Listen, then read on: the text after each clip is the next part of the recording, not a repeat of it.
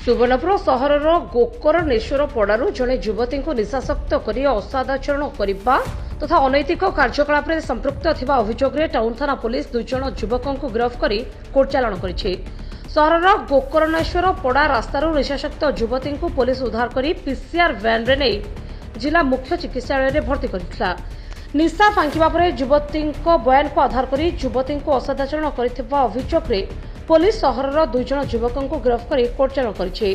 तेबे युवती जनक जिलार सुबलय अंचलर और से वीर महाराजपुर सुधार गृह में आश्रय नहीं बेले अनेक समय सेठारु बाहरी आसुथिबा जଣା पड़िछि। युवती जनक संबलपुर जाउथिबा समय युवती को बाटरू फेराई आनी निशाशक्त कर एक घरे असादाचरण करथिबा अभियोग होइथिला। अत्यधिक निशा होइथिबारु युवती जनक घरु पदा को बाहरी आसी हंगामा करथिले। तेबे पुलिस खबर पाई घटनास्थल में पहुंची युवती को उद्धार करथिले। अभियुक्त दुई युवक तास असादाचरण करथिबा पुलिस आगे स्वीकार करछन्ते।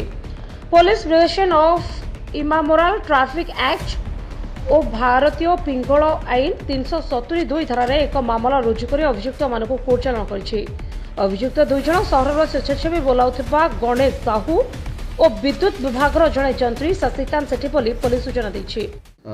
जड़े युवती पूरा असंजत अवस्था आसिक मेन रास्ता उपरे से मद निशार इतस्तत हो बुलूले पुलिस हेफाजत को नहीं हॉस्पिटल पठेइले हॉस्पिटल चिकित्सा है निशा छाड़ला जना पड़ा से दुई जन युवक संबलपुर जाऊे से बस से आणिकी जगह रखिकी अनैतिक कार्य करने पैसा पत्र देकी नहीं सेठिकी गोकर्णेश्वर पड़ारे से जन युवक घर को नहीं सेठार नहीं मद निजे भी पीते से भी पीते समस्ते मिसिक पीले और अनैतिक कार्य करते पुलिस इनक्वारी करके पुलिस रिपोर्ट गोटे केस कराला से केस रे दुई जन युवक जो मैंने अनैतिक कार्य करुले नहीं से युवती को गिरफ्त कराई।